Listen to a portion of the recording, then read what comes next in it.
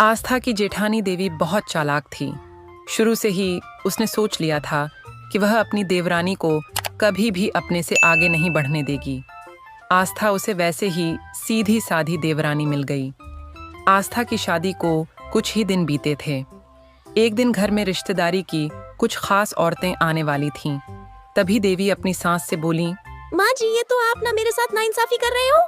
क्या हुआ? कौन सी नाइंसाफी कर दी मैंने? माँ जी, जब मैं शादी करके आई थी तो आपने चीनी छुपा दी थी और बोला कि बिना चीनी डाले मीठी चाय बनाकर दिखाओ। तब मैंने गुड़ की चाय बनाकर दिखाई थी, पर आप आस्था की कोई भी परीक्षा नहीं ले रहे हो। अच्छा, तो यह बात है। ठीक है, हम आस्था की भी परीक्षा ले लेते हैं। फिर तो तुम नहीं कहोगी ना, पर आस्था से करवाए क्या?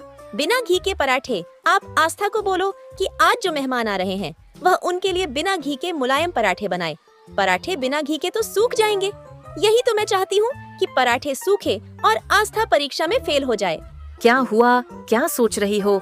बिना घी के पराठे ही बनाने हैं ना, या कुछ और? हाँ हाँ, वही बनवाने हैं। आप आस्था को बुलाकर बोल दो। आस्था की सास रानी ने उसे अपने पास बुलाया और बोली, बहू, जो भी मेहमान आ रहे हैं सबके लिए पराठे बनाने हैं। जी माँ जी, मैं बना लूंगी। घी कहाँ रखा है, मुझे बता दीजिए।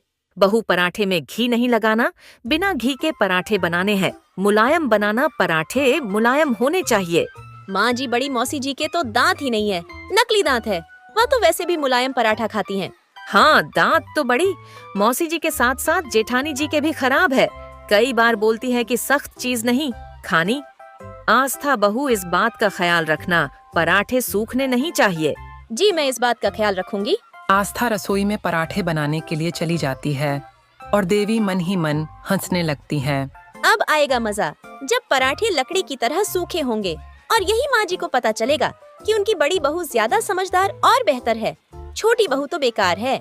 आस्था सोच में पड़ गई कि पराठे बिना घी लगे पर मुलायम कैसे बने, जो खाने में भी स्वादिष्ट हो। आस्था अपना मोबाइल फोन इधर उधर ढूंढने लगी, पर उसका मोबाइल फोन कहीं नहीं दिख रहा था। उसने सोचा कि क्यों ना मम्मी को फोन पर कोई तरीका पूछ लें, या फिर फोन में कोई तरीका मिल जाए जिससे बिना घी के पराठे स्वादिष्ट और मुलायम बनते हों।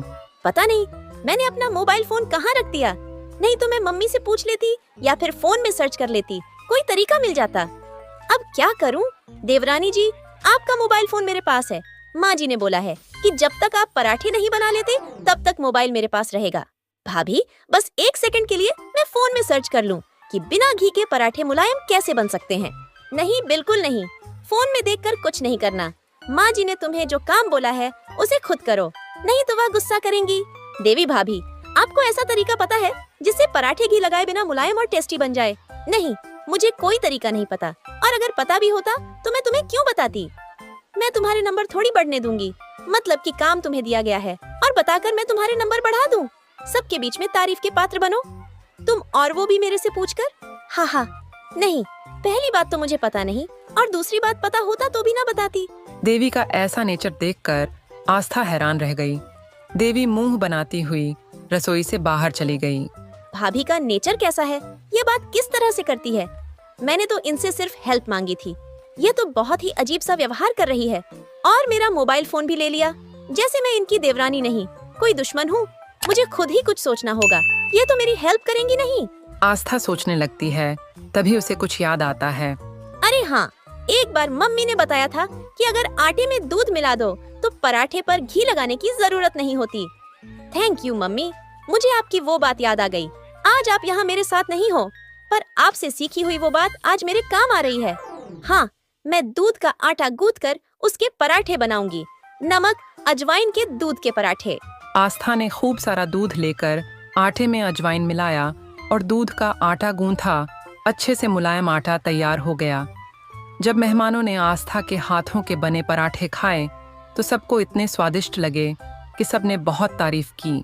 ये सब देख आस्था की सास बहुत खुश होती है, और अब मेहमानों के जाने के बाद आस्था बहू, पता है, जब देवी इस घर में आई थी तब मैंने इसे बिना चीनी की चाय बनाने के लिए कहा था। तब देवी ने गुड़ की चाय बनाई थी, और आज मैंने तुम्हारी भी परीक्षा ली, तुम्हें बिना घी के पराठे बनाने के लिए कहा, पर तुम उस परीक्षा में पास हो गई। मुझे गर्व है कि मेरी दोनों बहुएं बहुत समझदार हैं। थैंक यू माँ जी, पर मुझे आपसे कुछ कहना है। आज मुझे एक बात का बहुत दुख है। हाँ हाँ बोलो, क्या हुआ? आस्था सारी बात बता देती है कि देवी ने उसके साथ कैसा व्यवहार किया। देवी, मुझे तुमसे यह उम्मीद नहीं थी। आस्था इस घर में नई नई आई है, तो तुम्हें तो उसे सपोर्ट करना चाहिए था। तुमने भी तो गुड़ की चाय बनानी कहीं सीखी होगी, तभी तो तुम इस परीक्षा में पास हुई थी। आई एम सॉरी आस्था, मैंने तुम्हारे साथ अच्छा नहीं किया। आई एम सॉरी माँ जी, वैसे गुड़ की चाय बनाने मैंने अपनी मम्मी से सीखी थी, इसीलिए मैं आसानी से बना पाई। आस्था, अब से मैं तुम्हारे साथ ऐसा बर्ताव नहीं करूंगी, हम मिलकर प्यार से रहेंगे। देवी आस्था को सॉरी बोल देती है और सब कुछ ठीक हो जाता है।